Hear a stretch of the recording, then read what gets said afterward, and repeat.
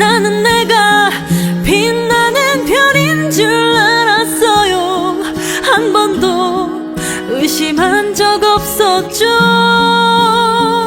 자, 만나서 반갑습니다, 학생 여러분. 이번 시간에는 여러분들 나디교재 24페이지 됐습니까? 예, 통화정책에 관한 질문 해보도록 하겠습니다. 보시면 알겠지만은 수능 특강 교재 122페이지하고 연계가 돼 있다는 거 확인되죠, 그죠? 예.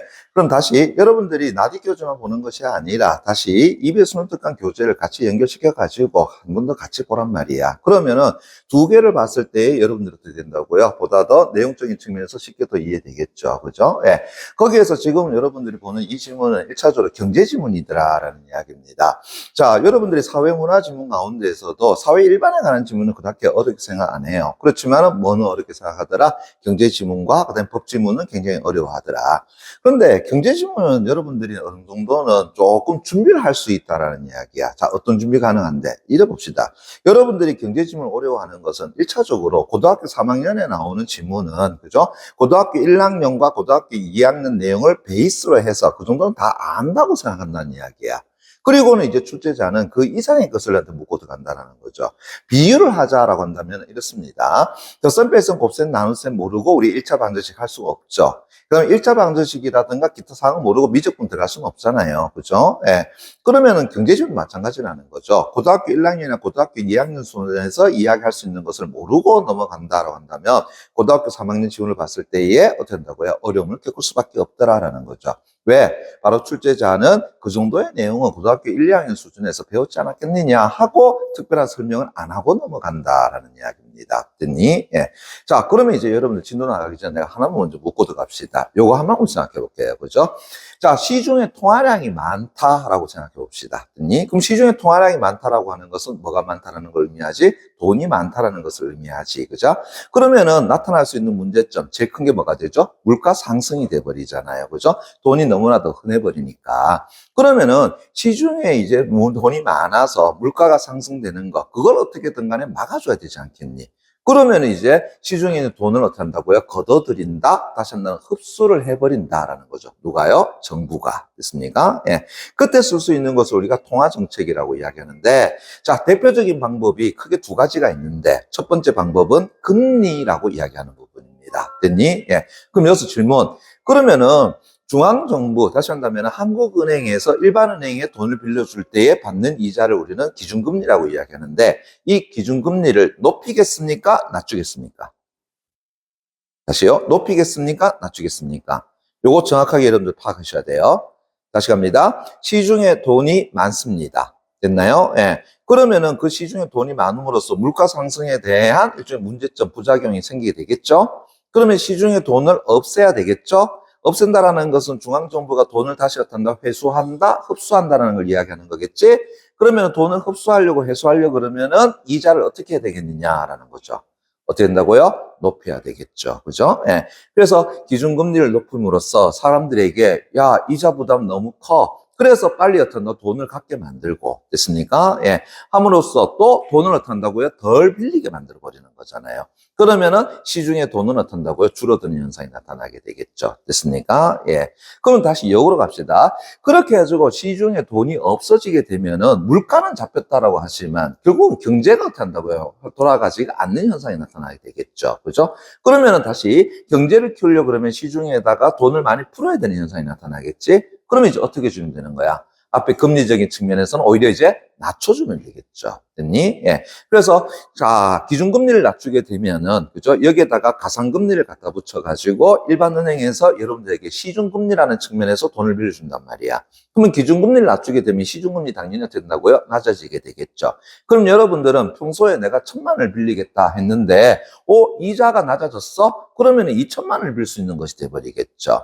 그리고 은행 쪽에서, 그죠? 이자를 낮추게 되면은 회사 쪽인 측면에서는 그럼 내가 돈을 더 빌려가지고 공장도 더 짓고 그 다음에 연구시설도 더 늘려야 되지 않느냐라고 하는 거죠. 그래서 은행에서 더하는 돈을 빌리게 된다. 그러면 시중의 돈은 어떻게 된다고요? 증가하는 현상이 나타난다는 걸 알 수 있겠죠. 됐니? 그래서 금리를 통해 가지고 시중의 유동성을 어떻게 한다고요? 조절할 수 있는 방법이 첫 번째 방법이 된다. 자, 두 번째는 자, 정부는 됐나요? 생산을 하는 기업이 아니죠. 됐나? 그렇지만 이제 나라를 운영해야 되는 측면이 되는 거잖아요.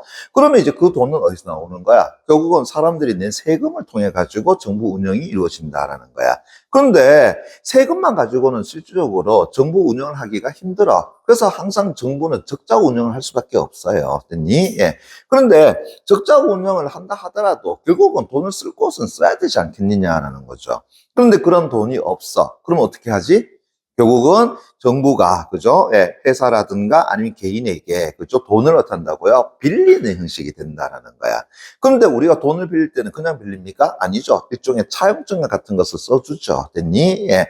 그래서 정부에서도 다시 말한다면 이걸 가져오시게 되면 돈 다시 내드릴게요 하는 일종의 권리증서를 하나 발행하게 된다. 그걸 뭐라 그런다고요? 채권이라고 이야기하는 거죠. 자, 국가에서 발행하는 것을 뭐라고 이야기한다고요? 국채라고 이야기하고요. 그죠? 자, 지방정부에서 발행할 수 있어 없어요? 지방정부도 발행할 수 있습니다. 바로 뭐야? 지방채라고 일컬어지는 겁니다. 지금 우리 대전 지역에서는 여러분들 지금 지하철 2호선 됐나요? 물론 지하철은 아닙니다만은, 그죠? 예. 그래서 트램이라고 하는 것을 건설하는데 거기에 대한 비용이 막대하게 들어가죠. 그렇지만 대전 정부 자체가 어떻게 한다고요? 그 돈을 다 조달할 수가 없으니까 사람들에게 돈을 빌린다라는 겁니다. 그래서 지방채라고 하는 채권을 발행해서, 그죠? 여러분들로 하여금 사게 만들고, 그리고 그 돈을 가지고 다시 어떻게 한다고요? 투자를 해서 트램을 만든다라는 이야기입니다. 니? 예. 그래서 지방정부에서도 돈을 빌 수 있더라. 그걸 뭐라고 한다고요? 지방채라고 이야기하고요. 그러면은 일반 사기업에서도 된다고 그걸 발행할 수 있어 없어? 있습니다. 그걸 우리는 뭐라 그런다고요? 회사채라는 말을 쓰는 거고요. 그러면 개인적으로도 할 수 있습니까? 예, 할 수 있어요. 그걸 우리가 뭐라 그러지? 사채라는 말을 쓰는 겁니다. 됐습니까? 예. 사채란 말이 거기서 나오는 거야. 됐니? 예. 자, 그러면 이제 다시 한번 볼게요. 자, 시중에, 됐습니까? 아까 말했던 것처럼 돈이 많다라고 했을 때에 다시 물가 상승의 문제가 발생하게 되겠죠? 그러면은 이 돈을 어떻게 한다고요? 줄여야 된다라는 거야. 그죠? 그랬을 때에, 자, 보세요. 채권을, 됐습니까? 예, 소위 말해서 매수, 매도. 됐습니까? 매수라고 하는 건 뭐예요? 산다라는 것을 이야기하는 거고, 매도라는 것은 판다라는 것을 이야기한단 말이야. 그죠? 예. 그러면은 채권을 여러분들에게 팔겠습니까? 아니면 여러분들이 가지고 있는 채권을 사겠습니까? 그렇죠. 나라 입장에서 본다면 팔아야 되는 것이 되겠죠. 다시 말한다면 여러분들에게 강제로 매각을 한다라는 이야기입니다. 됐니? 그래서 이 채권 사. 됐니? 예. 그럼 너 돈 내한테 줘. 라고 하는 거죠. 그러니까 결국은 시중에 있는 돈이 어디로 들어가게 된다고요? 정부 쪽으로 들어가게 된다. 그러면 이제 시중에 많은 돈이 어떻게 된다고 줄어드는 현상이 나타나겠죠. 그런데 그렇게 많은 돈을 흡수해버리게 되면은 다시 경제가 어떻게 한다고요? 돌지 않는 현상이 발생하게 되겠죠. 그러면 다시 이 경제를 키우기 위해서 시중에 돈을 풀어야 되는 현상이 나타나겠지. 그럼 어떻게 푸느냐? 자, 다시 이제 어떻게 한다고요? 채권을 매수를 하는 겁니까? 매도를 하는 겁니까? 이제 정부 입장에서는 매수를 하게 되겠죠. 그죠? 다시 한다면 여러분들이 가지고 있는 채권을 내가 돈을 줄 테니까 다시 나한테 팔어라고 이야기하는 거야. 그래서 여러분들이 가지고 있는 채권을 내가 사면서 내가 여러분들 돈을 드리는 거잖아요. 그죠? 그럼 이제 시중의 통화량이 어떻게 된다고요? 증가하는 거다. 증가하게 된다는 걸 알 수 있겠지. 그렇지? 요 개념을 여러분들이 알아두신다라고 한다면은 통화 정책에 대한 이야기는 어떻게든 간에 여러분 다 풀어낼 수 있을 거다라는 이야기입니다. 그렇지만 이 내용은 실제로 고등학교 1학년, 2학년 수준에서 다 거론된단 말이야. 고등학교 3학년 수준에서는 이 이야기를 해주지를 않습니다. 됐니? 예. 그나마 만약에 출제자가 이 부분에 대해서 간략하게라도 언급을 해준다라고 한다 그러면 그거는 지문을 조금 쉽게 내준 것이고 여러분들로 하여금 조금 더 쉽게 풀 수 있게 도와준 거다라고 보시면 돼요. 허나 그렇지 않은 대부분의 출제자는 그것에 대한 설명을 하지 않는다라는 것을 먼저 알고 계셔야 돼요. 그래서 그런 원리를 여러분들이 한 번쯤은 생각을 해 두시라라는 이야기입니다. 그러면은 일단은 경제지문 가운데서 통화정책에 관한 것은 그다지 어렵지는 않을 거다라는 이야기야. 됐습니까? 예. 자, 그러면은 여러분들 교재 24페이지에 단락부터 나눠보고 갑시다. 통화정책이랑 앞에다 1 쓰시고요. 다시 내려가서 이를 위해서는 앞에다가 2, 다시 내려가서 지급준비제도 앞에다가 3, 다시 내려가서 지준수요와 앞에다가 4, 다시 내려가서 예를 들어서 앞에다가 5. 그래서 전체적으로 몇 개 달라고 그러셨다고요? 5개 달라고 그러셨더라. 자, 그러면서 첫 번째 단락에 자, 통화정책 다시 내볼까? 요청해 바랍니다. 통화정책이란 하니까 뭐 나왔습니까? 아, 통화정책에 대한 정의 나왔다는 거 알 수 있겠죠? 다시요. 우리가 독서지문을 읽어나갈 때 항상 뭐는 잡아달라고요? 정의. 됐습니까? 한 번 더. 고난도 문제는 전부 다 뭐에 관한 문제라고? 정의에 관한 문제다. 됐니? 예, 이따 우리 한 번 더 확인할 겁니다. 그럼 다시요. 통화정책이란 몇 줄 쫙 정확히 말합니다. 중앙은행이 통화량이나 금리에 영향을 미쳐서 물가의 안정이라든가 금융 안정 등을 달성하고자 하는 정책. 그게 뭐가 된다고요? 통화정책이더라라고 하는 것. 됐니? 예. 자, 그러면 일단은 첫 번째 단락에서 뭐에 대한 정의 나왔어? 통화정책이라고 하는 것에 대해서 정의가 나왔더라. 누가 하는 거라고요? 중앙은행이 있습니까? 예.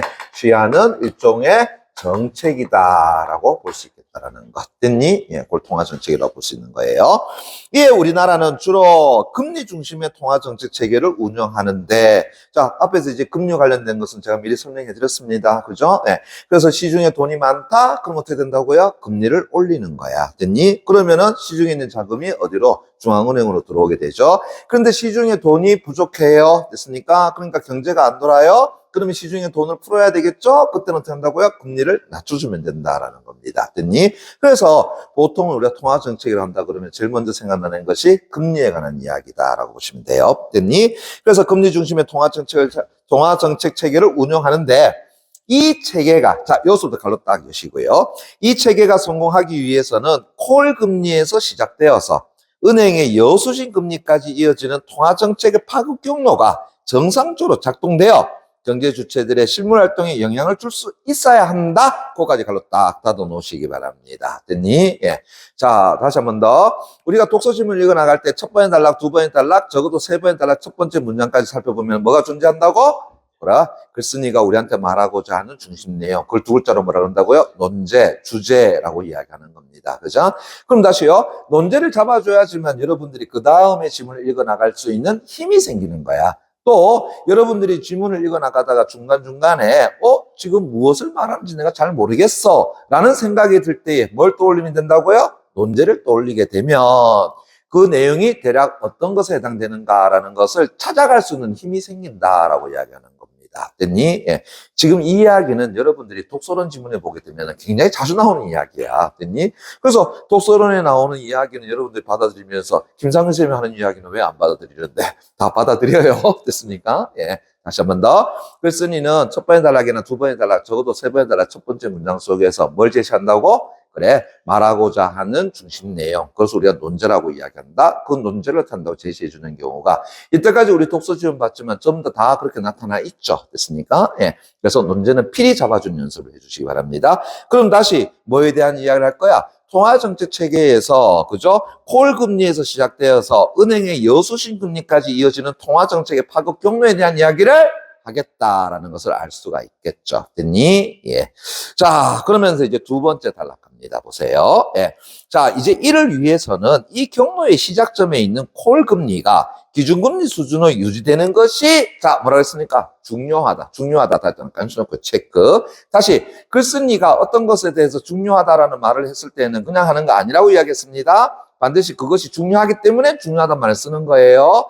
다시, 여러분들이 이 독서심을 쓰는 사람이라고 생각해봐. 그러면은 이 부분에서 중요하지 않은데 중요하다는 말 쓰진 않겠죠. 그리고 정말로 중요하니까 중요하다는 말 쓰겠죠. 그러면은 독자인 우리는 글쓴이가 중요하다고 표현한 것에 대해서 받아들여야 돼, 안 받아들여야 돼? 당연히 받아들여줘야 된다는 거야. 됐니? 그러한 표현들이 어떤 것들이 있어? 가장 중요한 것은, 핵심은, 대표적으로 이런 것들이 어떻게 한다고요? 그 다음에 나오는 단어나 문장이 굉장히 중요한 거더라라는 거죠. 됐니? 예. 그럼 방금 얘기했던 것처럼 이 정책이 성공을 이루려면은 됐나? 무엇이요? 콜 금리라고 하는 것이 무엇과 동일해진다고요? 그래. 설명해서 기준금리라는 것 됐나요? 그래서 기준금리 수준으로 됐습니까? 예. 나타나는 것. 그게 어떻게 된다고요? 굉장히 중요하더라라는 거죠. 그러면은 딱 요거 보는 순간 일단은 콜 금리와 기준 금리는 어떻게 한다고요? 다르다라는 것을 알 수가 있겠지. 됐니? 그러면서 콜 금리를 무엇에다가 기준금리 수준으로 유지시켜 주는 거. 그게 굉장히 중요하다. 그럼 다시 여기서 이제 콜 금리랑 콜 금리 다시 네모 깡 쳐놓기 바랍니다. 다시 정의 나왔죠? 밑줄 쫙 쳐놓기 바랍니다. 은행과 은행 사이에 초단기 거래 시장. 그걸 뭐라 그런다고요? 콜 시장이라고 하네요. 콜 시장 다시 네모 깡 쳐놓고요. 이 콜 시장에서 통용되는 금리를 뭐라 그런다고요? 콜 금리라고 하더라. 그리고 이제 이 콜 금리의 변동은 은행의 일반 여수신 금리에 다시 반영된다. 자, 지금 여수신 금리라고 하는 것에 대한 정의는 안 나왔죠. 그죠? 예. 요거는 여러분들이 안다고 생각해서 글쓴이가 말해주지 않는 겁니다. 그럼 다시 물어보자. 채연아. 예. 여수신 금리가 뭐예요? 여수신 금리가 뭐예요? 됐습니까? 예. 아, 내가 지금 여수 이름 부르면 좀 그런 것 같다. 그죠? 여수신 금리가 뭐예요? 여수신 금리가 혹시 뭐예요? 자, 여라고 하는 것은 주다. 됐습니까? 예. 수라고 하는 것은 받다. 됐습니까? 예. 그러면 이제 은행에서는 이렇게 되죠. 고객한테 뭐 한다고요? 돈을 빌려주고 이자를 받죠. 또 역으로, 그죠? 예. 고객이 은행에다가 돈을 맡기게 되면 은행에서 그 고객에게 이자를 주죠. 됐습니까? 그게 바로 뭐냐면 여수신 금리라고 이야기하는 겁니다. 이해되겠니? 됐어요? 예. 그래서 이자를 주다, 이자를 받다라고 해가지고 줄여자, 받을 숫자를 써가지고 여수신 금리라고 이야기하는 거야. 됐니? 예? 예? 신? 수신, 신이란 믿음. 됐나요? 예. 그래서 죽고 받고, 됐습니까? 주고 받고 하는 것 같더니, 예. 내 또, 갑자기 내보고 가드락 하는 줄 알고 내가 깜짝 놀랐잖아요. 그죠? 예. 다시 갑시다. 그래서 여수신 금리에 어떻게 된다고요? 반영이 되는 것이다. 그러면 다시, 자, 콜금리에 대한 정의 나왔습니다. 자, 보세요. 콜금리라고 하는 것은, 자, 은행과, 됐니? 예. 은행 사이에서의 어떤 거래가 이루어지는 장소가 뭐가 된다고요? 콜 시장이라고 이야기했고, 그죠? 그 콜 시장에서 이루어지는 뭔다고요? 금리를 뭐라 그런다고요? 콜 금리라고 이야기하더라라는 거야. 야, 재밌네. 뭔 얘기냐 하게 되면은, 자 보세요. 자, 시중의 은행이 한국은행에다가 돈을 빌릴 때에 주는 비용은 실제로 우리는 기준금리라는 말 쓰고 있잖아요. 됐니? 예. 그 다음에 우리가 돈이라고 하는 것은 은행에서 우리가 어떤다 빌릴 수도 있고 갖다 놓을 수도 있는 거잖아요. 그래서 은행과 개인, 은행과 어떤다고요? 회사. 아니면은 개인과 개인 사이의 거래가 우리는 주로 돈 거래의 어떤 방법이지 않느냐라는 생각이 드는 거야. 그런데 방금 전에는 뭐라 그랬어요? 야, 은행하고 은행도 어떻게 한다고요? 거래를 해? 라고 하는 거죠. 그 돈 많은 은행이 다른 은행에 돈을 빌리고 다른 은행에 돈을 빌려준다고? 됐습니까? 예. 자, 여하튼 그러한 시장이 뭐가 된다고요? 콜 시장이라고 한다. 그리고 돈을 서로 주고 받는 관계가 되니까 당연히 그에 따른 뭐가 오고 가야 되겠어? 이자라고 하는 것이 또 오고 가야 되는 상황인 것이죠. 그때의 이자 금리를 뭐라 그런다고요? 콜 금리라고 한다. 오, 재밌다 지금. 됐습니까? 예. 그래서 항상 어떤 독서 치면 재밌게 나가는 거야. 됐니? 예. 자, 거기에 한편 기준금리는 기준금리 다시 내볼까? 초능결합니다. 에이, 여기까지 정의 내려준다라는 것은 이 출제자가 여러분들한테 지금 굉장히 많이 도움을 주고 있다고 보시면 돼요. 원래는 기준금리가 정의 안 해줍니다. 고3 지문에서는요. 됐니? 예. 그러면서 이제 기준금리는 다시 보세요. 한국은행이 일반은행과 거래를 할 때 기준이 되는 금리로 그게 뭐라 된다고요? 기준금리. 이건 다 아는 내용이잖아요. 그죠? 예. 그래서 한국은행 산하의 금융통합위원회에서 경제 상황을 고려해서 만다고요. 결정하는 거. 그게 뭐가 된다고요? 기준금리다. 그러면 다시 기준금리에 대한 정의 한번 가봅시다. 기준금리는 됐나요? 예. 한국은행이 그죠? 예. 자, 시중에 일반은행이라고 하는 됐나요? 은행이 있다. 자, 일반은행 A라고 하고 여기서 일반은행 B라고 이야기하자. 그러면서 은행은 자신들이 돈이 없으니까 당연히 한국은행에서 돈을 빌려야 되겠지. 그죠? 예. 돈을 어떻게 한다고요? 빌린다라는 겁니다. 그러면 이제 돈을 빌릴 때 그냥 빌리니? 당연히 그에 따른 뭘 준다고요? 이자를 줘야 되겠죠. 그죠? 예. 그래서 이자를 어떻게 한다고요? 지급하게 되는데 요 이자를 우리는 뭐라고 한다고요? 기준금리라고 이야기하더라라는 거고요. 그러면서 이 기준금리는 누가 정하는 거라고요? 한국은행에서. 그것도 그 밑에 있는 됐나요? 예. 통화금융위원회라고 하는 곳에서 뭘 보면서 경제 상황이라고 하는 것을 어떻게 한다고요? 살피면서 됐니? 예. 기준금리를 올릴 수도 있고 다시 어떻게 한다고요? 낮출 수도 있더라. 이래 되겠죠. 됐습니까? 예. 됐니? 근데 이 내용은 여러분 다 아는 내용이잖아요. 그죠? 예. 어렵게 생각하시면 안 되겠죠? 계속합니다. 그래서 이제 한국은행은 금융시장에서 증권 등을 사고 파는 공개시장 운영을 통해서 뭘 한다는 거야? 콜금리를 통제하더라. 그러면서 이때 또 갑니다. 지급준비제도가 보조수단으로 활용된다. 그러면은 결국은 다시 한 겁니다. 자, 앞에서 이제 한국은행은 됐습니까? 예, 한국은행은 됐니? 예.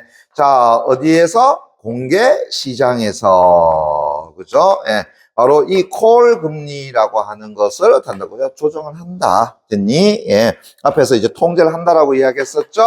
그럴 때 사용하는 것이 무엇이라느냐? 아하, 지급 준비 제도라고 하는 것을 어떻게 한다고요? 이용한다. 즉, 보조수단으로 한다고 사용한다라고 하는 거죠. 됐니?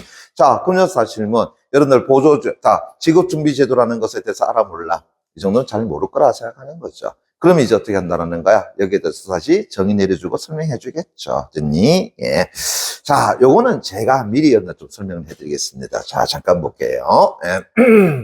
자, 무슨 얘기냐 하게 되면은, 자, 여기에 이제 한국은행이 있다라고 합시다. 됐습니까? 예. 그리고 시중은행 A가 있고요. 시중은행 B가 있다라고 한번 해볼게요. 됐니? 예.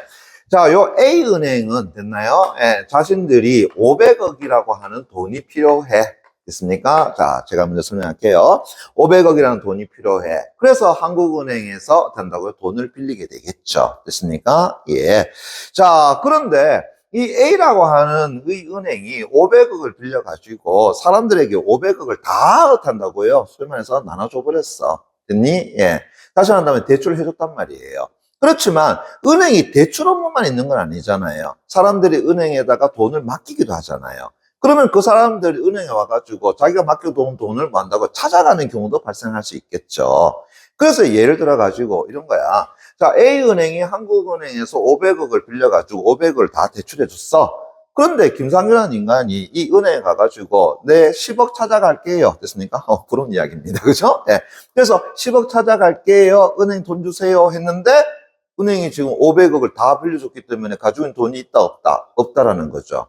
그럼 은행에서는 저 돈 없어요. 내일 오세요. 라고 할 수 있어, 없어? 못 한다라는 겁니다. 그 순간 은행은 뭐가 된다고요? 파산이다라는 이야기입니다. 됐니? 예.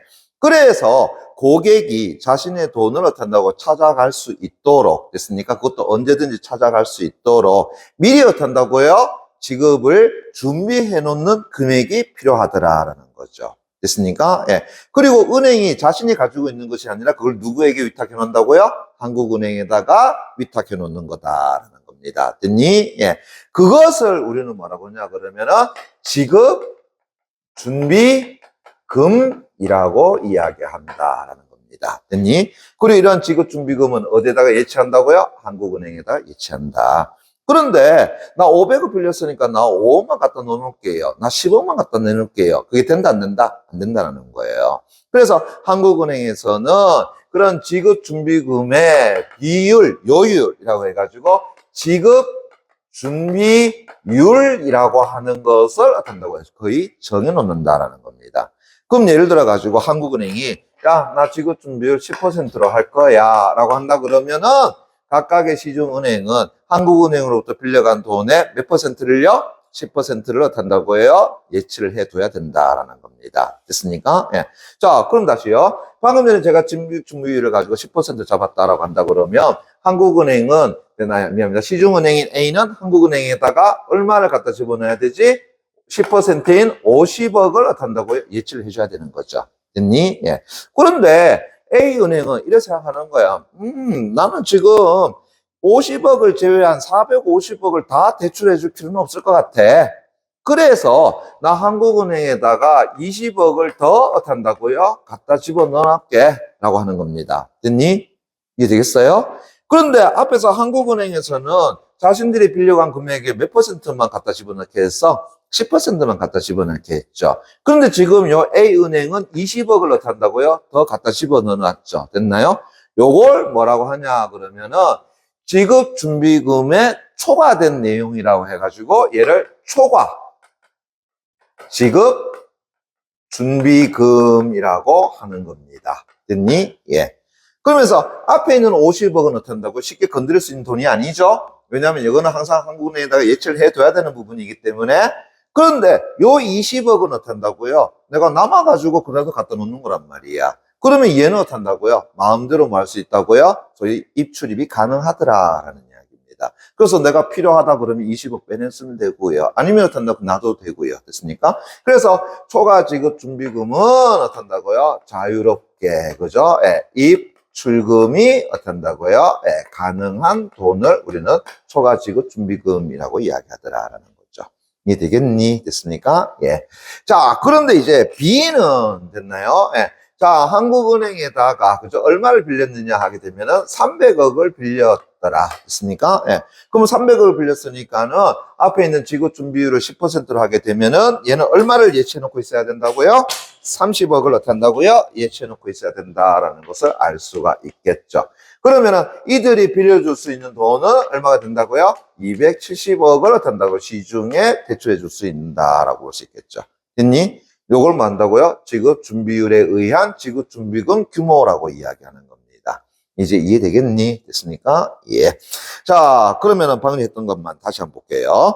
그래서 지급 준비 제도는 세 번 단락입니다. 지급 준비 제도 다시 네모 강에 쳐놓고요. 밑줄 쫙 쳐놓기 바랍니다. 급작스러운 대규모 예금 인출 사태에 대비하기 위해서 은행이 전체 예금액 중에서 일정 비율 이상의 금액을 지급 준비금 이하 기준으로 바로 중앙은행이 예치하는 제도를 말한다고요. 지급준비제도로 한다. 지금 설명 다 해드렸던 겁니다. 다음 전체 예금액 대비 어이구야 밑줄 볼까요? 전체 예금액 대비 지준의 비율을 말한다고요. 지급준비율이라고 한다. 오, 자, 뭐 나왔어? 수식 나왔죠? 됐습니까? 예. 수식 나오게 되면 반드시 어떻게 한다고요? 잡아달라고 이야기했습니다. 됐니? 그러면 방금 전에, 그죠? 지급 준비율은 됐나요? 자, 어떻게 한다고요? 전체, 됐나요? 예, 한다고요? 예금의 가운데서, 됐습니까? 예. 지급할 수 있는, 어떻게 한다고요? 금액의 비율, 됐습니까? 예. 지준 비율이라고 얘기하는 겁니다. 그죠? 예. 지준 비율을, 그죠? 예, 뭐라 그런다고요? 지급 준비율이라고 하더라. 됐니? 예. 그럼 앞에서 전체 예금액 500억 가운데에서, 맞습니까? 예, 지급할 수 있는 금액 50억이라 한다 그러면은 지급 준비율 몇 퍼센트 된다고요? 10% 이렇게 되겠죠. 이해되겠니? 오케이, 그렇게 갖고 들어가는 겁니다. 그래서 여하튼 이 지급 준비율은 정책적으로 어떻게 된다고요? 결정이 되어 있더라라는 거야. 그럼 정책적으로 결정이 되어 있다는 것은 누가 정한다라는 거야? 시중은행이 정한다라는 거야? 한국은행이 정한다라는 거야? 한국은행이 정한다라는 것을 알 수가 있겠죠. 그래서 정책적으로 결정되어 있다. 실제로 시중은행들은 필요 지준보다도 조금 더 많은 금액을 한국은행에 예치해 두는 경우가 있는데, 요거 다시 밑줄 쫙 쳐볼까요? 다시 한 번 더. 필요 지준보다 조금 더 많은 금액을 한국은행에 예치해 두는 경우가 많은데, 우리는 이 금액을 뭐라 그런다고요? 초과 지급 준비금이라고 이야기하더라라는 거죠. 됐습니까? 초과 지준이라고 이야기하더라. 자, 앞에 제가 또 설명해 드렸습니다. 됐나요? A라는 은행이 50억이 아니라 남는 돈 20억을 더 갖다 넣어놨더라. 그 20억이 뭐가 된다고요? 초과 지준이라고 일컬어지는 것이더라. 됐습니까? 예. 자, 계속 갑니다. 그러면서 이 초과 지준은 수시로 뭐가 가능하다? 입출금이 가능하다. 그래서 필요할 때 빼냈을 수 있고 아니면 다시 갖다 넣어놓을 수도 있고. 됐습니까? 앞에서 20억이라고 얘기했지만 10억 더 갖다 넣어서 30억 더 갖다 넣을 수도 있더라. 라는 겁니다. 됐니? 예. 이해되겠죠? 오케이. 그 다음 갑니다. 지급 준비율이 이제 사전에 결정되어 있으므로 앞에서 얘기했지만 한국은행에서 정책적으로 탄다고요? 미리 결정해 놓는다라는 거죠. 지금 앞에 사례 같은 경우는 10%를 지금 제가 예로 든 겁니다. 그렇게 확정되어 있으므로 자, 여기서 다시 밑줄 쫙 정리합니다. 지준을 맞추기 위해서 필요한 자금 수요, 그걸 말한다고요? 지준 수요 다시 네모깡 맞추기 바랍니다. 다시 뭐에 대한 정의 나왔다고요? 지준 수요라고 하는 것이 나왔는데, 지준 수요라고 하는 것을 다시 지준을, 그죠? 예, 지준을 맞추기 위한, 됐나요? 예, 맞추기 위한, 됐니? 예, 필요한, 그죠? 예, 자금 수요라고 하는 것. 자, 그게 뭐가 된다고요? 지준 수요라고 한다. 그럼 물어봅시다. 지금 A와 B에서 됐니? 예, 지준 수요는 얼마가 되는 겁니까? A와 B에서 지준 수요는 얼마가 되는 겁니까? 80억이 된다는 걸 알 수 있겠나? 왜요? 저 앞에서 지급 준비율을 몇 퍼센트로? 10%로 잡았어. 그러면 A은행은 한국은행에다가 얼마 갖다 집어넣어야 되지? 50억. 됐습니까? 예. 그 다음 B은행은 얼마 갖다 집어넣어? 30을 갖다 집어넣는다. 그럼 이 두 개 금액의 합이 얼마가 된다고요? 지준 수요에 속한다. 80억이라는 거죠. 됐니? 예. 그러니까 앞에서 지급 준비율이 정책적으로 정해져 있으니까 그에 따른 지준 수요도 어떻게 한다고요? 딱 정해져 있는 것이 돼버리겠죠. 이제 이해되겠나? 됐습니까? 예. 그럼 다시요. 만약에 지급준비율 20%로 올렸습니다. 그러면 지준수요도 또 정해지죠? 그에 맞춰가지고. 그럼 예로 따진다면 100억, 그 다음에 60억, 이래 되죠. 그럼 160억이 뭐가 된다고요? 지준수요가 된다. 맞죠? 예. 그러니까 지급준비율 정책에 따라서 지준수요는 딱 정해지게 되는 것이다. 라고 볼 수 있겠죠. 됐니? 오케이. 그래서 방금 얘기했던 것처럼 지준수요 역시 확정되어 있다. 반면에 다시 세목강 쳐놓고 내한테 반했나? 그거 아닌데요. 반면에 지준 공급 다시 네모강 쳐놓고요. 어이구야, 지준 수요가 있다면 다시 뭐가 있다고요? 지준 공급이라고 하는 것이 있더라. 됐습니까? 예. 자, 지준 공급은 시중은행이 실제로 한국은행에 예치하는 자금이더라. 됐습니까? 예. 다시요. 자, 시중에 은행이 됐나요? 예. 실제로 됐습니까? 예. 뭐 한다고요? 예치하는 뭐 한다고요? 자금. 그것을 말한다고요? 지준 공급이라고 이야기하더라. 그럼 다시 요 사례에서 본다 그러면 지준 공급은 얼마가 되는 겁니까? 요 사례에서 본다면. 앞에서 봐봐요. 한국은행에다가 A은행, B은행은 지급준비율의 금액에서 50억, 30억 갖다 집어넣는 거니까 80억이 지준 수요가 됐죠. 그런데 지금 A은행은 됐나요? 얼마를 갖다 집어넣었지? 초과 지준 금액을 어떻게 한다고? 20억 더 갖다 집어넣었지? 그러니까는 총 금액은 얼마가 되는 거야? 100억. 이렇게 되잖아요. 이게 지준 공급이 되는 거잖아요. 이제 이해되겠니? 됐습니까? 예. 됐나요? 그러면은, 자, 지준 공급은 지준 수요보다 더 클 수 있어, 없어? 방금 전 같은 경우는 큰 경우가 속하겠지? 이해되겠니? 큰 경우가 속하겠죠? 그죠? 예. 근데 제가 요사를 한번 들어볼게요. 자, 한국은행에다가 A은행은 50억을 갖다 집어넣고 450억을 대출했습니다. 됐나요? 그럼 여윳돈 있어, 없어요? 없죠? 됐나요? 그 다음에 B은행도 됐나요? 30억을 갖다 집어넣고 270억을 다 대출했습니다. 됐나요? 예. 자, 그러면 어떤 여윳돈 있어, 없어요? 없죠? 됐습니까? 그러면 이때는 지준 수요와 지준 공급이 어떤다고 동일하다는 걸 알 수 있겠죠? 됐니? 그런데 여기서 자, 한국은행이 자, 지급 준비율을 12%로 올렸습니다. 12%로 올렸습니다. 그러면은 A은행은 다시 얼마를 더 갖다 집어넣어야 되는 거야? 10억을 더 갖다 집어넣어야 되죠. 즉 2%에 해당되는 금액을 더 갖다 집어넣어야 되는 거잖아요. 맞자? 됐니? 그 다음에 B은행은 얼마 더 갖다 집어넣어야 되지? 6억을 더 갖다 집어넣어야 되잖아요. 근데 지금 얘들이 돈이 있어, 없어? 없잖아요. 다 대출해줘 버렸잖아요. 그럼 이제 어떻게 되지? 지준 수요보다 지준 공급이 작아지는 현상이 나타나는 것이 되겠지. 됐니? 그런데 앞에서 지급 준비율은 정부가 정책상으로 딱 정한다고 얘기했잖아요. 그럼 시중은행은 나 지금 돈 없으니까 뭐 갖다 넣겠어요? 배째. 이거 됩니까? 안 되죠. B은행, 우리 또 배째 됐습니까? 안 됐죠? 됐니? 그럼 어떻게 되겠니? 은행이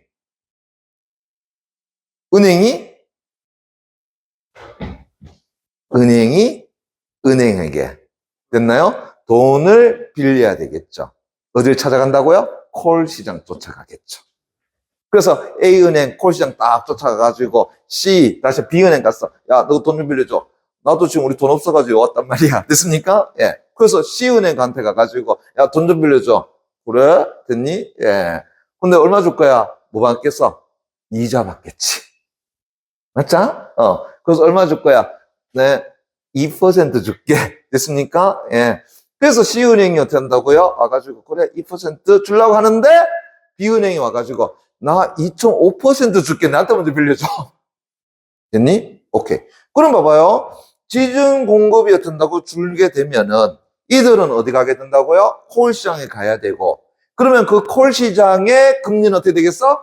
올라가는 현상이 벌어지겠죠. 됐니? 근데 앞에서 봐봐라. 자, 중앙정부가 이 콜 금리는 어디 수준에 맞춘다 그랬어? 기준금리 수준에 맞춘다라고 이야기했었죠. 됐니? 그러면은 정부 입장에서 그래 콜 금리가 올라가는 것은 여수신 금리에도 변동상을 초래한다고 했었잖아요. 그래서 은행에서 어떻게 한다고요? 돈을 어떻게 한다고요? 자기들이 또 이자를 내고 빌렸으니까 그만큼 또 다시 벌어들이려고 하겠지. 그러면은 고객들에게 대출해 준 금리를 또 어떻게 된다고요? 올리게 되겠지. 그러면 정부 정책이 무산될 수가 있겠지. 그래서 정부는 다시 어떻게 한다고요? 콜 금리를 기준금리 수준으로 어떻게 한다고 맞추려고 하더라. 그럼 다시 어떻게 해주면 되겠어? 야, 그러면은 10%가 아니라 그냥 12%가 아니라 11% 정도만 해줄게. 됐습니까? 그러면 이제 A은행과 B은행은 필요한 돈이 규모가 어떻게 된다고요? 줄어들게 되겠죠. 그러면은 A은행이 굳이 C은행 안 찾아가도 되겠지. 다른 은행 찾아가가지고 더 낮은 이자를 받을 수가 있게 되겠지. 그렇지. 그래 되면 어떻게 된다고요? 다시 콜금리가 낮아지게 되는 현상이 벌어지게 되겠죠. 됐니? 예. 지금 제 이야기 이해되시나요? 됐나요? 예. 잘 안 되면 이따 다시 한 번 더 요 방송 강의 보세요. 됐습니까? 예. 됐죠? 오케이. 자, 그래서 지중 공급은 지중 수요보다도 클 수도 있고, 됐습니까? 그 다음에 지중 공급은 지중 수요보다도 뭐 할 수 있다? 작을 수도 있더라라는 것이죠. 됐니? 예. 다시요. 지중 수요는 어떻게 된다고요? 정해져 있는 것이 되겠죠? 왜? 지중 수요는 뭐에 영향을 받기 때문에? 지급 준비율에 영향을 받기 때문에. 됐습니까? 예. 자, 그래서 다시 세 번째 단락의 밑에서 네 번째 줄 지중 공급 한 번 더 갑니다. 지중 공급은 시중은행이 실제로 한국은행이 예치하는 자금으로서 정부의 세 출입과 그다음에 외국과의 수출입, 한국은행의 외환시장 개입 등의 외생적 요인에 의해서 시중 현금성 통화의 규모인 유동성, 그리고 유동성 다시 내볼까? 맞춰놓기 바랍니다. 시중 현금성 통화의 규모인 유동성이 증가할수록 어떻게 된다고요? 늘어나게 되더라라고 하는 거죠. 됐니? 예. 그럼 다시요. 유동성이 증가한다라고 하는 것은 뭘 의미하는 거야? 결국은 시중에 돈이 많다라는 것을 이야기하는 거지. 그럼 시중에 돈이 많으면 은행 쪽에서는 한국은행에다 갖다 집어넣을 수 있는 돈이 어떻게 된다고요? 많아지게 되겠지. 다시 한다면은 초과 지급 준비금의 양이 어떻게 한다고 많아질 수 있겠지. 그러니까는 지중 공급 양이 어떻게 한다고요? 증가할 수 있겠더라라는 걸 알 수 있겠죠. 이해되겠나? 됐습니까? 오케이.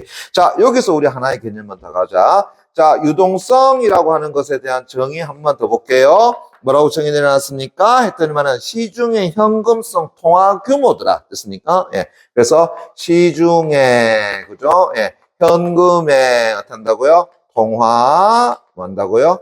규모라고 하는 겁니다. 됐니? 예. 그럼 여기서 하나 더 질문 갑시다. 여러분들이 알고 있느냐라는 걸 확인하기 위해서. 자, 유동성이 크다라고 하는 것은 이제 뭘 의미하는 거지? 시중의 현금 통화가 어떻게 한다고요?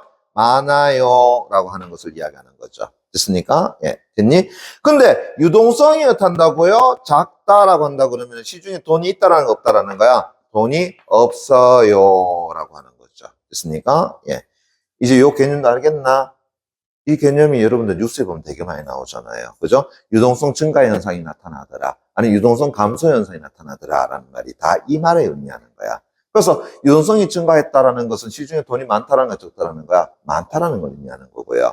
그러니까 유동성이 적다라고 한다 그러면 시중에 지금 돈이 없구나라고 이야기하는 거야. 근데 그 단어 개념을 몰라버리면 뉴스에서 아무리 떠들어봤자 여러분들이 이해를 못한다라는 이야기 돼버리지. 됐니? 그래서 이런 것들은 우리 상식선에서 알아주자. 됐습니까? 예, 됐나요? 상식이 누구라고요? 김상현 씨 동생이가? 아니야. 상식은 전혀 관계없어요. 됐니? 오케이. 자, 다시 갑시다. 그래서 이제 유동성에 대한 개념까지 확인했고요. 다음, 이제 네 번째 단락 갑니다. 됐나요? 네 번째 단락. 자, 지준 수요와 이제 지준 공급의 괴리가 발생하게 되면 앞에서 보세요. 지준 수요와 지준 공급이 어떻게 한다고요? 동일할 수도 있지만 뭐가 나타날 수 있어? 괴리가 나타날 수도 있자. 지준 공급이 더 많을 수도 있고 지준 공급이 더 적을 수도 있다. 맞습니까? 예. 그렇게 괴리가 발생하게 되면 그럼 은행들은 통상 콜 시장에서 자금을 어떻게 한다고 융통하게 되는데 자, 이 과정에서 콜 금리가 어떻게 된다고요? 변동하게 된다. 그래서 앞에서 얘기했지만 자, 지준 공급이 지준 수요보다도 작아요. 됐습니까? 그러면 은행들은 다시 다른 은행에서 돈을 빌려야 되겠지? 어디로 쫓아간다고요? 콜 시장으로 간다. 그러면 이제 돈을 빌려 그러면 이자를 어떻게 된다고요? 높게 받아야 되겠지. 됐습니까? 예, 그럼 콜 금리 어떻게 된다고요? 상승해야 된다. 이제 요 원리 같이 연결시킬 수 있겠지? 다시 그래 돌아갑니다. 예를 들어서 이제 지준 수요가 지준 공급보다도 크면 그럼 이걸 이야기합시다. 지준 공급이 어떻게 된다고요? 작으면 이렇게 되잖아요. 됐습니까? 그러면 은행들은 지금 돈이 필요하다는 거 필요하지 않다라는 거야. 필요하지 않다고요? 필요하다라는 거잖아요. 됐니? 지준 공급이 지준 수요보다 적다라고 이야기했잖아. 됐니? 다시 한다면 지준 수요를 맞추기 위해서 이들은 이제 돈을 더 빌려야 되는 상황이 벌어진 거잖아요. 됐습니까? 그래서 지준 공급보다도 크면 역으로 지준 공급이 지준 수요보다 작다면 콜 수요 당연히 어떻게 된다고요? 증가하게 되겠죠? 그럼 콜 수요가 증가하게 되면 콜 금리 어떻게 된다고요? 상승하게 되겠죠. 이제 이해되겠니? 오케이. 다시 한번 정리합시다. 지준 됐나요? 예, 수요가 됐나요? 예, 지준 됐습니까? 예, 공급보다도 크다. 자, 요만 공급이죠. 그죠? 공부가 아니라. 아, 자꾸 왜 또 공부라고 얘기하니? 그래서 지준 수요가 지준 공급보다 크다라고 하는 것은 역으로 지준 됐나요? 공급이 뭐하다는 거야? 작다라는 것을 이야기하는 거죠. 됐니? 이 말의 의미는 은행이 지금 돈이 필요하다, 필요하지 않다, 필요하다라는 것을 의미해. 그러면은 여기에서 은행들은 이제 어디로 쫓아갈 수밖에 없다고요? 콜 시장으로 달려갈 수밖에 없게 되겠지. 그래서 초단기, 야, 우리 일주일만 좀 쓰고 줄게. 됐습니까? 예, 아니면 한 달만 쓰고 줄게. 됐니? 예. 하면서 이제 뭐 한다고요? 이자를 주는데 상대 은행은 뭐 한다고? 이자를 높게 받겠지. 됐습니까? 그래서 된다고요. 콜 금리는 된다고요? 증가하게 된다. 됐니? 근데 이제 언제나 이거죠. 콜 금리가 증가하게 되면은 정부 정책하고 또 어긋나잖아요. 왜? 정부는 콜 금리를 뭐에다가 맞춘다 그랬어? 기준금리에다가 맞춘다라고 이야기했잖아요. 됐습니까? 그러면 당연히 이제 태클 또 들어가줘야 되겠지, 정부가? 오케이. 자, 그러면서 이제 갑니다. 그래서 콜 수요가 증가하므로 콜 금리가 상승한다. 그럼 이제 한국은행은 공개시장 운영을 통해서 지준 공급에 영향을 미쳐서 다시, 그러면 이때 지준 공급에 영향을 미친다라는 것은 지준 공급을 뭐 한다고요? 늘린다라는 것을 알 수가 있지. 왜? 방금 했잖아요. 지준 수요가 지준 공급보다 더 클 때에 지금 뭐 한다고? 콜 금리가 상승한다라는 거잖아. 근데 콜 금리는 기준 금리에 맞춰야 되는 거잖아. 그럼 뭘 할 필요가 있어? 지준 공급을 늘릴 필요가 있는 것이 되겠지. 됐습니까? 예. 됐니? 그러면 이제 다시 갑니다. 그래서 이제 콜 금리가, 그죠? 기준 금리에 수렴하도록 하는데, 공개시장의 운영에 주도수도하는 통화안정증권의 발행, 증권 매매 등이 있더라. 그러면 다시 이제, 자, 통화정책을 펼쳐야 되는데,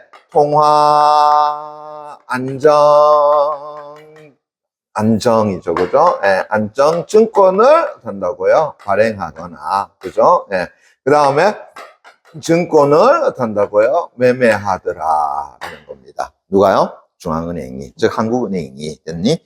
그런데 여기에 있는 통화안정증권이라고 하는 것, 요거 여러분들 알아요, 몰라요? 아직까지 들어본 적이 없죠. 맞습니까? 예. 이제 정의 나오겠죠? 또 갑니다. 보세요.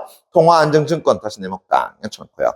통화안정증권은 한국은행이 통화안정을 위해서 발행하는 뭐라고요? 채무증서네. 채무증서를 우리가 다른 두 글자로 뭐라 그래? 그 채권이라고 이야기하는 거잖아요. 됐습니까? 예. 채무증서로서 됐니? 예. 그러면 결국은 통화안정증권은 뭐가 된다고요? 일종의 채권에 해당되는 거다. 자, 이제 요거 다시 좀 볼게요. 자, 잘생긴 저 보세요. 됐습니까? 예, 됐니? 자, 그러면 채권을, 자, 볼게요. 발행을 한다라고 이야기했습니다. 됐니? 그러면은, 채권을 발행한다라고 하는 것은 시중에다 돈을 내겠다라는 거야? 시중에 돈을 내가 걷어들이겠다는 이야기야. 통화안정증권을 발행을 한다. 채권을 지금 못한다고 발행을 한다라는 거잖아. 그럼 발행하면 누가 사야 되는데? 여러분들이 사야 되잖아. 됐습니까? 예. 그러면 이제 여러분들의 돈을 내가 뭐 한다고요? 그렇지. 흡수한다라고 할 수 있겠죠. 됐습니까? 그러면 시중의 통화량을 뭐 한다고요? 줄이는 것이죠. 통화량이 준다는 것은 유동성이 증가한다는 거, 유동성이 감소한다는 거야. 유동성 감소가 된다는 걸 이야기하는 거지. 됐니? 그래. 바로 그 얘기잖아. 그래서 유동성이 어떻게 한다고 이제 흡수되고, 어디로 흡수된다고요? 중앙은행으로 흡수가 되고. 됐니?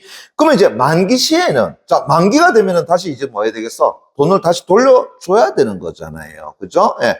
그러면 이제 그 돈을 다시 돌려준다라는 것은, 자, 유동성이 흡수되는 것이 아니라 유동성이 이제 공급이 되는 것이잖아요. 그리고 시중의 통화량은 어떻게 된다고요? 증가하게 되는 것이다. 라는 것을 알 수가 있겠지. 됐니? 예. 헷갈리면 안 돼요. 그래서 머릿속에 한번 딱 정리해 줄 필요 있어요. 됐습니까? 예. 자, 그러면서 이제 다시요. 증권 매매의 대상은 다시 저 앞에서 통화안정증권을 발행하거나 증권을 만들었으니까 매매한다라고 이야기했죠. 됐니? 예. 그래서 통화안정증권을 발행하게 되면은 유동성을 뭐 할 수 있다는 거야? 흡수를 할 수 있다라고 이야기했고. 그 다음에 두 번째, 증권을 이제 매매하면 어떻게 되는데? 이렇게 되잖아요. 그죠? 오케이. 계속합니다. 증권 매매의 대상은 주로 국가에서 발행하는 국공채로서 됐습니까? 예. 오, 얘가 진짜 된다고요? 국공채가 된다는 걸 알 수 있겠네. 그러면서 한국은행이 이를, 자, 또다시 갑니다. 자, 이 증권 매매 국공채가 됩니다. 됐습니까? 예, 국공채가 됩니다. 자, 얘를 뭐 한다 그랬습니까? 매각을 한다. 매각을 한다라는 건 판다라는 거야, 산다라는 거야? 판다. 누가 판다라는 거야? 한국은행이 판다. 됐습니까? 예. 됐니? 그럼 판다라고 한다 그러면 여러분들이 하여금 강제로 사기 만드는 것이잖아요. 그럼 여러분들 돈 제가 다시 어떻게 한다고요? 이제 가져가는 것이 되겠지? 그러면은 국공채를 매각한다면 이동성 다시 어떻게 된다고? 흡수가 된다라는 걸 알 수가 있겠죠. 됐니? 한국은행에 흡수가 돼버린다. 됐죠? 예. 그러면서 다시 이동성이 흡수되고. 그럼 매입을 하게 되면, 매입한다는 건 뭐야? 여러분들이 가지고 있는 국공채를 내가 사겠다라는 것이잖아요. 다시 여러분들 돈 주고 여러분들 줬던 것을 내가 사겠다. 그러면은 시중에 돈이 어떻게 한다고요? 증가하게 되겠지. 그러면은 유동성이 뭐가 된다고요? 공급이 되는 것이다. 라는 걸 알 수 있겠죠. 됐니? 예, 됐어요. 오케이. 그래서 다시요. 통화안정증권을 발행하거나 증권 매매를 통해 가지고 앞에서 제시했던 지중 공급을 만다고요? 늘릴 수 있더라라고 이야기하는 거죠. 됐습니까? 예. 그러면서 이제 5번에 단락에 다시 뭐가 나왔어? 예를 들어서. 그럼 물어보자. 이때 예라고 하는 것은 무엇에 대한 예야? 요것에 대한 예잖아요. 됐니? 예. 다시요. 예를 들어서라고 이야기했죠? 그럼 이때 예라고 하는 것은 무엇에 대한 예시가 된다고? 요 내용에 대한 예시가 되겠죠. 그럼 다시 봐봐요. 어떤 것에 대해서 예를 들어 설명하겠다라는 것은 그 어떤 것이 중요하다, 중요하지 않다? 중요하다라고 얘기했잖아요. 선생님들이 여러분들에게 이거는 반드시 여러분들 알아야 돼. 그리고 이건 중요한 거야. 라고 했을 때 그냥 넘어가진 않죠. 뭐까지 들어가면 설명해 준다고요? 예시까지 들어가면 설명해 주더라. 그거는 그 정도의 내용을 반드시 알아야 된다는 거죠. 근데 몰라도 돼 라고 한다면 굳이 예시까지 들어줄 필요는 없더라 라는 이야기입니다. 그러면은 우리 독서 지문의 글쓰기도 마찬가지라는 이야기야. 됐니? 여러분들이 그것에 대해서 반드시 알아야 된다라고 생각하니까 뭐까지 들어서면서 예시까지 들어가면서 설명해 주더라 라는 이야기가 되겠죠. 됐니? 오케이. 자, 그럼 이제 예를 들어서 갑니다. 보세요. 한국은행이, 자, 다시 국공채를 매입했다. 한국은행이 국공채를 매입했다라는 것은 시중에 있는 것을 사들였다라는 것이 되겠지. 그러면 사들였다라고 한다 그러면 유동성은 증가하게 되겠습니까? 흡수가 되겠습니까? 유동성은 증가하게 되겠지. 다시 한번 공급되겠지. 됐나요? 예. 그래서 한국은행이 국공채를 매입했다고 한번 해보자. 그러면 이제 만약 거래 대상이 이제 누구라고요? 은행이더라. 그러면은 은행이 뭘 가지고 있어요? 국공채를 가지고 있을 수 있겠지? 됐습니까? 자, 그럼 이제 저 잠깐 볼게요. 이건 제가 설명해 드리겠습니다. 제가 한국은행입니다. 예. 여기 우리 아디다스 은행이 있다고 생각합시다. 됐습니까? 예, 됐나요? 자, 그래서 내가 너가 가지고 있는 국공채 내한테 줘. 됐습니까? 예. 그러면 이제 얘가 얘한테 뭘 주겠다라는 거야? 돈을 주겠죠. 됐나요? 그런데, 야, 너 지급 준비금, 됐니? 예. 그거 내야 되잖아. 이해되겠니?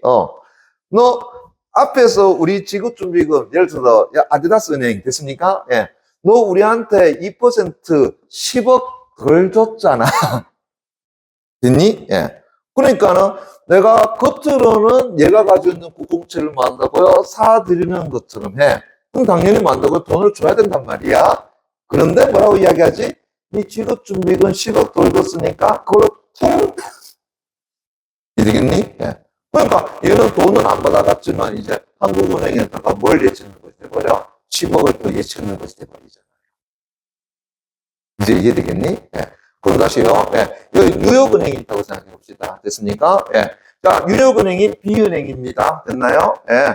자, 너 지금 국공채 가지고 있지? 됐습니까? 예. 그거 내한테 팔어.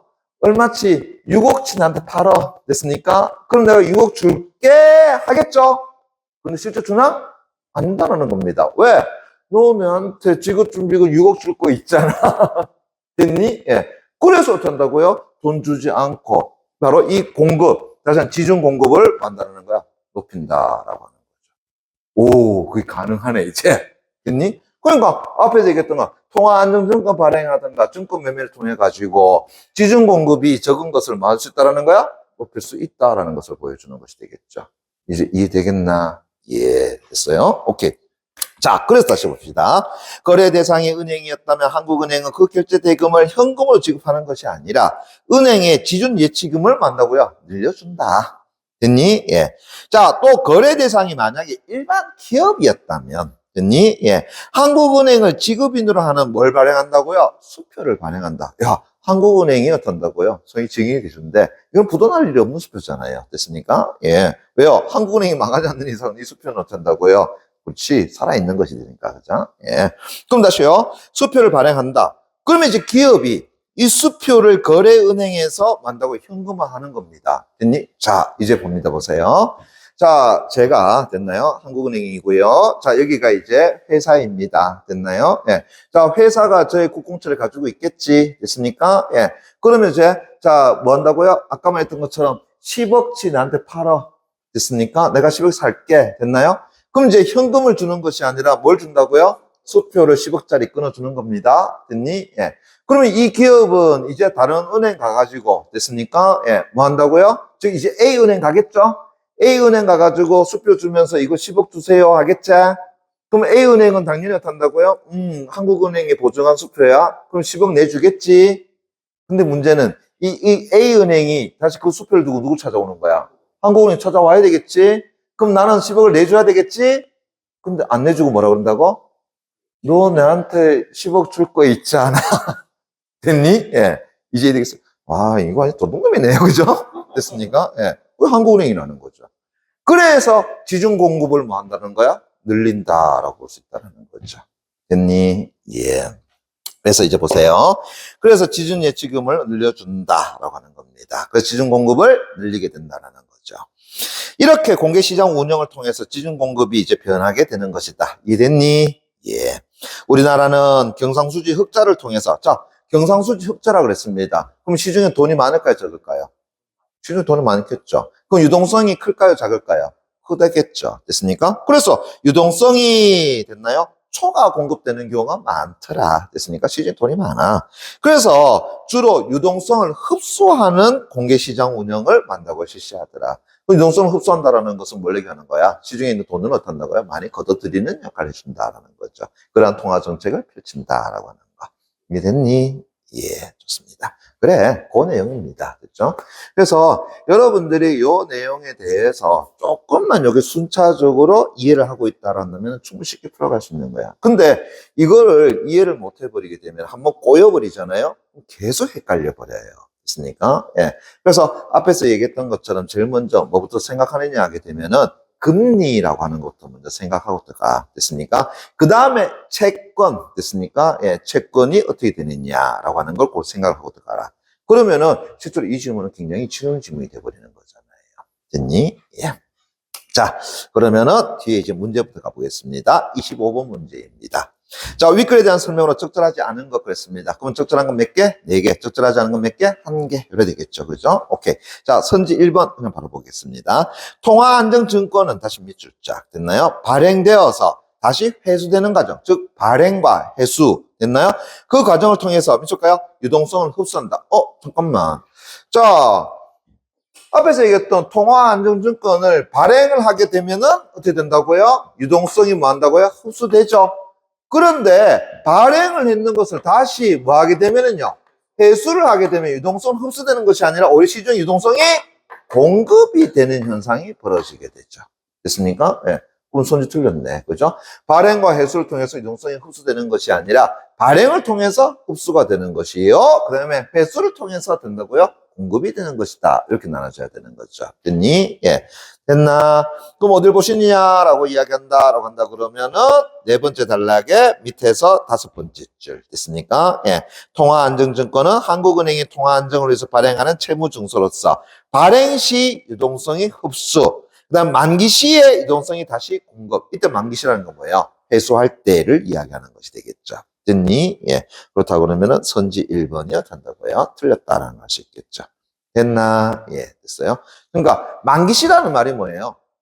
채권이라고 하는 것은 만기가 됐을 때에 다시 그 돈을 어떻게 한다고요? 줘야 되는 걸 이야기하는 거야. 됐습니까? 예. 그래서 다시 내가 나눠준 채권을 내가 뭐 한다는 거야? 회수를 한다라고 이야기하는 거죠. 같은 의미의 개념입니다. 됐니? 예. 하면 됐고. 자, 26번 문제 갑니다. 아이고야, 미줄까요? 기니에 대한 설명 몇 줄짝. 적절하지 않은 것은 이라고 했습니다. 자, 요거 잠깐 볼게요. 기역 됐습니까? 그 다음에 니은 됐나요? 예. 에 대한 됐나요? 예, 설명이라고 했는데. 자, 요거는 이렇게 보면 어떨까요? 제가 좀 나눠볼게요. 기역에 대한 됐습니까? 예, 설명 됐나요? 요것과 니은에 대한 됐나요? 설명 이렇게 나눠볼 수 있죠. 이렇게 나눠보게 되면은 결국은 기역은 뭔다고요? 콜금리 이랬잖아요. 됐습니까? 예. 그러면 봐봐요. 특정 단어에 대한 설명으로 적절한 것, 적절하지 않은 것 이래 되죠. 그럼 니은은 기준금리가 되는 것이니까 결국은 기준금리에 대한 설명으로 된다고요? 적절한 것, 적절하지 않은 것. 결국은 뭐의 문제가 돼? 특정 단어에 대한 설명으로 적절한 것, 적절하지 않는 것이란 문제를 알 수 있겠죠. 됐니? 그럼 다시 보세요. 특정 단어에 대한 설명으로 적절한 것, 적절하지 않게 묻게 되면은 다시 뭐부터 확인하라고요? 그것에 대한 정의부터 확인해야 되죠. 그래서 콜금리라고 하는 것이 뭐냐? 그 다음에 기준금리라고 하는 것이 뭐냐라고 하는 것에 대한 다시 보세요.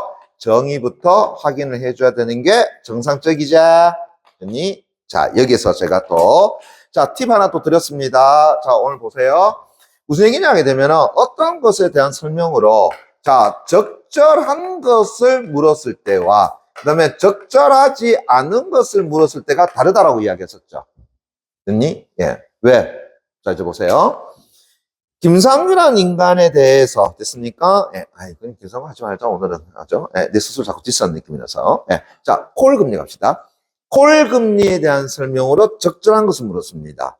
그러면 선지 5개 가운데 적절한 건 몇 개가 되지? 1개가 되죠. 그럼 적절하지 않은 게 몇 개가 되지? 4개가 되죠. 그러면 출제자 입장에서는 적절하지 않은 4개는 쉽게 만들어낼 수 있어, 없어? 있죠. 왜? 그냥 거짓말 갖다 붙이는 거나 없는 갖다 붙이는 거나 하면 되잖아요. 됐습니까? 예. 다시 지문에 없어도 되잖아요. 됐습니까? 예. 됐니? 그럼 역으로 적절한 1개는 뭘 갖다 집어넣겠니? 그 단어에 대한 정의를 갖다 집어넣겠지. 됐습니까? 예. 이해되겠니?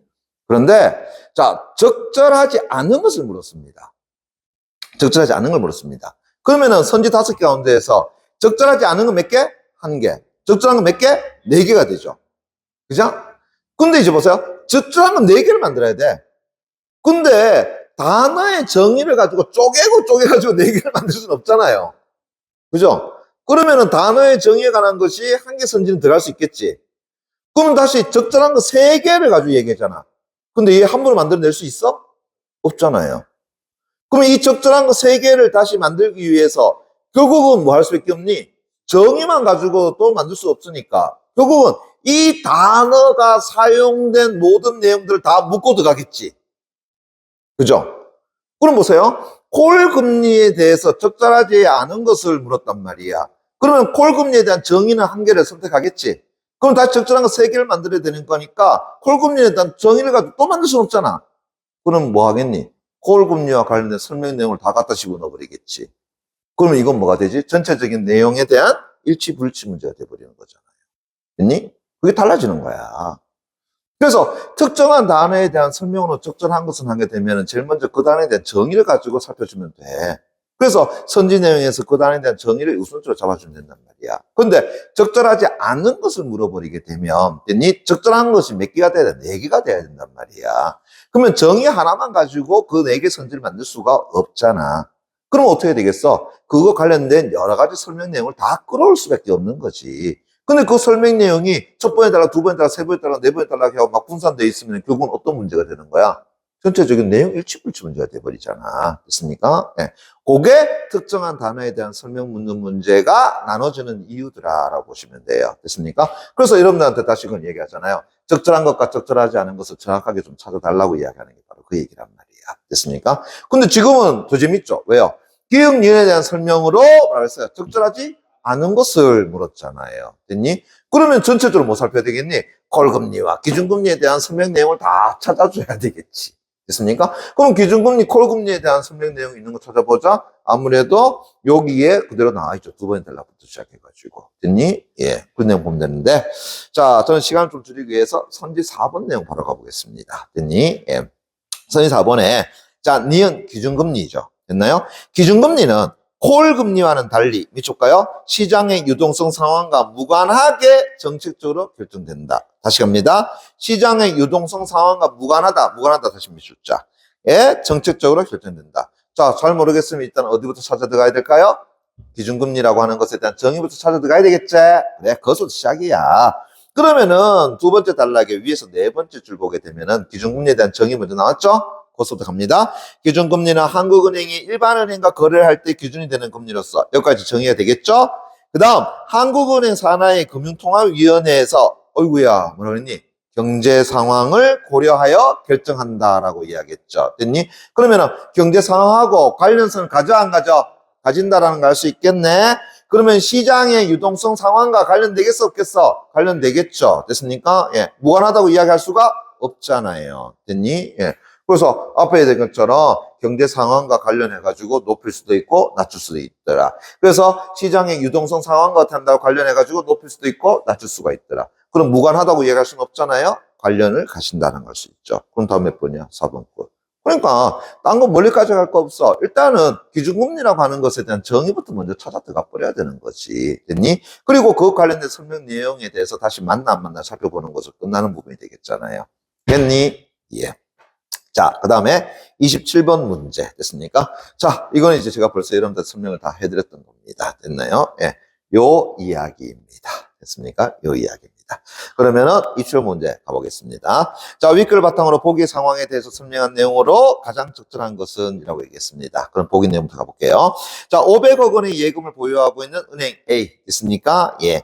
이 중에 420억 원을 일반 대출 사용했고 자, 몇 줄까요? 70억 원, 몇 줄짝? 70억 원을 지급준비금으로 다시 몇 줄짝? 됐니? 예치하였으며, 10억 원을 현금으로 보유하고 있다. 10억 원 현금 보유, 다시 몇 줄짝? 됐니? 예.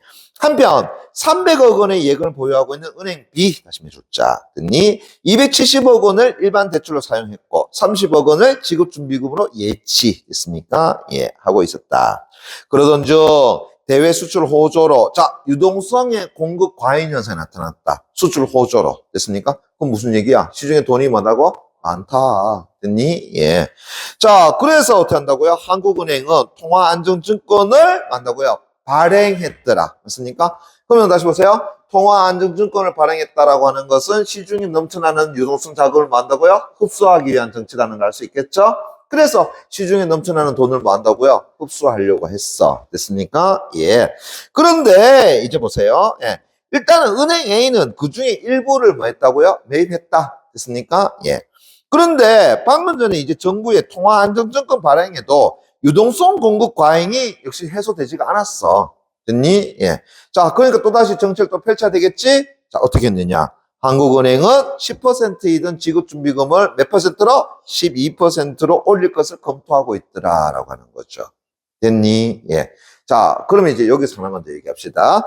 자, 앞에 A은행을 하나 더 얘기할게요. 자, 50억에 20억 해가지고 70억을 어떻게 됐다고요? 갖다 넣었더라. 맞습니까? 그런데 방금 전에 이제 보기 맨 마지막에 보니까는 그동안은 지급준비율은 얼마였더라는 거야? 10%였더라.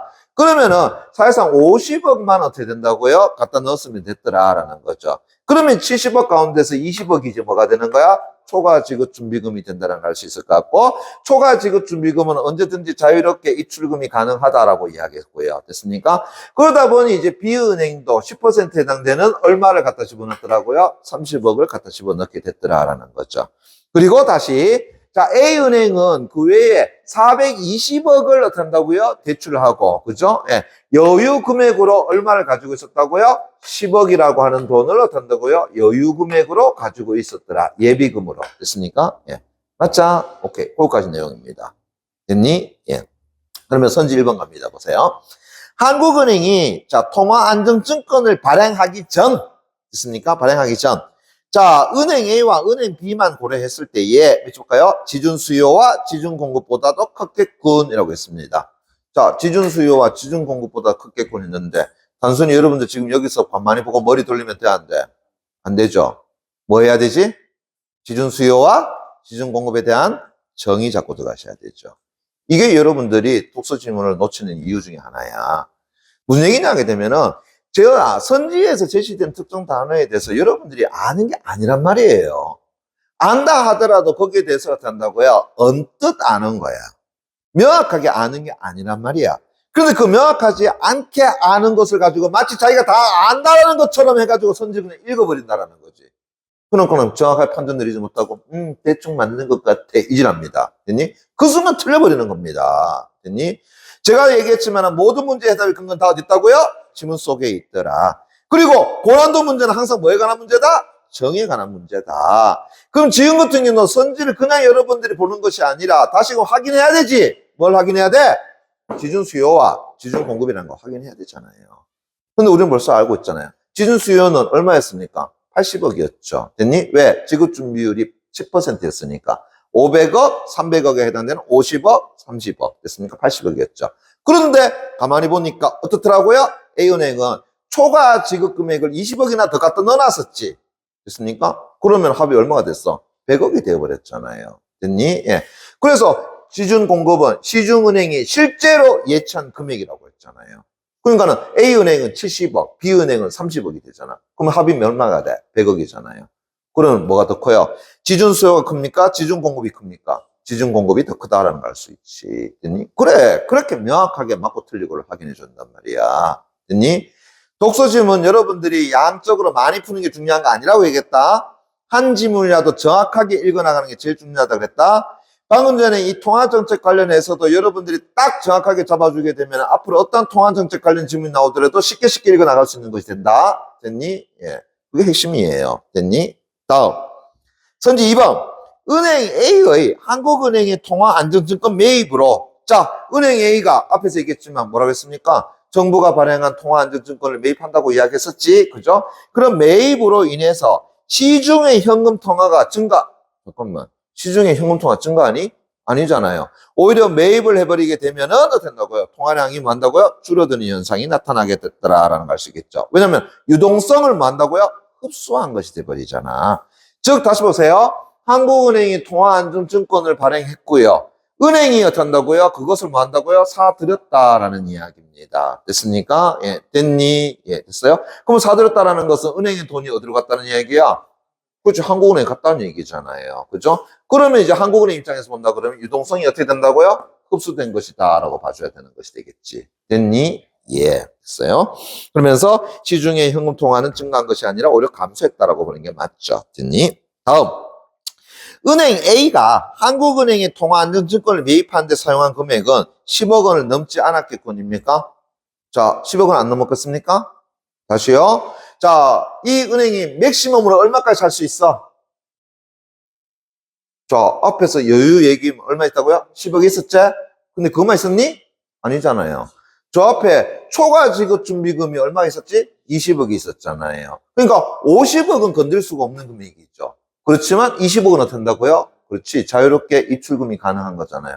그러면은 A은행은 이 통화안전증권이라고 하는 것을 최대 몇 억까지 살 수 있다? 30억까지 살 수 있다라는 것이 돼버리잖아요. 이해되겠니? 예. 그러면 10억이 넘지 않는 게 아니라 30억까지 살 수 있다라는 걸 알 수 있겠죠. 됐나? 예. 실제로는 더 살 수 있죠. 실제로는 더 살 수 있죠. 왜요? 그렇죠. 콜시장 이용하면 되잖아요. 됐습니까? 예. 됐니? 콜시장 이용하면 되잖아요. 됐습니까? 예. 자, 그러면서 이제 선지 5번 먼저 보도록 하겠습니다. 선지 5번. 한국은행이 지급준비율을 12%로 올리면, 12%로 올리게 되면, 은행 B에서 6억 원의 지준 초과 수요가 발생해서, 자, 6억 원의 지준 초과 수요가 발생합니다. 맞나요? 예. 다시 한다면, 지준 초과 수요, 지준 수요, 지준을 맞추기 필요한 자금 수요, 됐습니까? 얼마 부족한 거야? 6억이 부족하잖아요. 맞습니까? 그래. 지준 초과 수요가 발생해서, 콜금리 하락이 요인이 됩니까? 아니죠.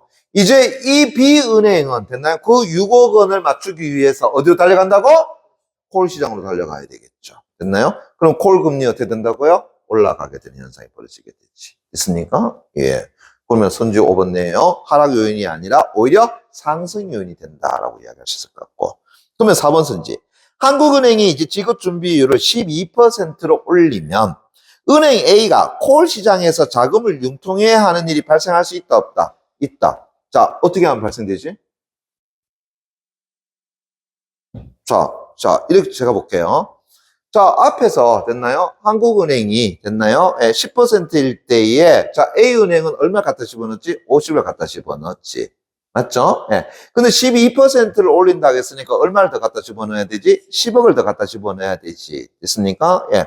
자, 그러면 이제 어떻게 돼? 앞에서 초과 지급 준비금을 어떻게 한다고? 20억 있으니까 여기서 10억 주면 되잖아요. 그죠? 됐니? 예. 아니면은 지금 여유 금액이 어떻게 한다고? 10억 있으니까 10억 주면 되잖아요. 됐습니까? 예. 됐니? 근데 워낙 초과 지급 준비금이 있으니까 그걸 줄 필요 뭐 있겠느냐. 됐니? 그럼 안 되죠? 그런데 여기서 자, A은행이, 자, 통화안정증권을 뭐 한다고요? 매입했다라고 얘기했잖아요. 됐나? 자, 매입했다 하더라도, 됐습니까? 예. 그죠? 예. 됐나요? 매입했다 하더라도, 자, 10억 원치 매입하면은 큰 의미가 없죠. 20억 원치 매입해도 관계없죠. 왜냐면은 요 10억 여유로 갈 수 있잖아요. 맞죠? 그런데 30억을 매입하면은 그치? 그래서 뒤에 12%를 오를 거라 생각 안 하고 됐습니까? 얼마 샀어? 30억치 다 사버렸어. 됐니? 자, 그런데 이제 정부가 이후에 됐나요? 이거 흡수량이 안 돼. 됐습니까? 그래서 12% 다시 올린 거잖아요. 그럼 이제 A은행은 속된 말로 큰일 났죠? 됐습니까? 예. 이게 되겠니? 예. 자, 그럼 이제 어떻게 되겠니? 달려가야 되겠지? 들어간다고? 야, 지금 우리 그 통화증권은행 다 있어. 됐나요? 그 다음에 한국은행에도 우리 어떻게 한다고요? 지금 50억 지금 예금돼 있어. 됐니? 그런데 지금 10억이 없어가지고 지금 부도날 판이야. 됐습니까? 예. 돈 좀 빌려줘. 그 옆에 C은행 뭐 하겠어? 진짜? 이래 되겠죠. 됐습니까? 예. 급한 사정을 알고 어떻게 되겠어? 금리 올리게 돼버리겠죠. 됐나요? 예. 그럼 나오네요. 그래서 A가 콜 시장에서 자금을 유통해야 하는 일이 발생할 수 있겠어? 없겠어? 있다라는 걸 알 수 있겠죠. 자, 뭘 얼마나 사면은요? 통화안정증권을 20억 원 이상, 됐나? 20억 1,000원 이상 사게 되면은, 됐습니까? 예. 됐나요? 예. 그 1,000원 때문에 사야 되는 거잖아요. 됐나? 예. 됐어요. 그래서 20억을 초과해서 탄다고 사게 되면은, 결국은 어디로 갈 수밖에 없어? 그래, 콜 시장으로 갈 수밖에 없더라라는 걸 알 수 있겠죠. 됐나? 예. 됐고요. 자, 28번 문제. 자, 문맥을 고려할 때 미출준 A에서 E의 동음이 이하인 것은 이라고 했는데요. 그죠? 예. 미리 대비한다는 것을 얘기하는 거야. 미리 갖추어 놓는다. 준비한다. 그런데 여기서 대비하여, 이건 서로 비교한다는 얘기잖아요. 그죠? 예. 그럼 다음 뭐 2번 정도 가시면 돼요. 됐습니까? 예. 자, 지금 여러분들한테 통화정책에 관한 내용을 가지고 조금 심도 있게 설명해 드렸습니다. 왜? 이제부터는 통화정책에 관한 설명을 안 할 겁니다. 왜냐면 요 하나만으로도 이제 충분히 가능하다라는 생각이 들어요. 그래서 저도 평소에 여러분들 통화정책 관련해가지고 설명을 한 번은 찍어 놓고 싶었는데 그래도 오늘 이 기회를 통해 가지고 내용을 좀 찍어 놓은 것 같아. 그래서 혹여라도 여러분들이 금리와 그 다음에 앞에서 얘기했던 채권과 관련한 됐니? 예, 시중의 어떤 통화량 증감에 대해서 좀 헷갈린다 싶으면은 이 방송 내용을 2번이고 3번이고 다시 한번 볼 수 있도록 해주기 바랍니다. 그거는 여러분들이 고등학교 1학년, 2학년 수준에서 기본적으로 안다라고 사실상 출제자들이 많이 생각하는 부분입니다. 그런데 헷갈려 버리게 되면은 끝도 없이 헷갈려 버리는 거니까 이 지문 내용은 여러분들 배경 지식으로 삼아두기가 굉장히 좋은 지문이다라고 보시면 돼요. 제가 아까 처음에 말씀드렸었죠? 경제 지문은 뭐가 필요하다? 배경 지식이 필요하다. 됐습니까? 그래서 그거는 여러분들이 체크해 줄 수 있도록 부탁드리겠습니다. 됐나요? 예. 자, 수고하셨습니다. 여러분. 됐습니까? 예.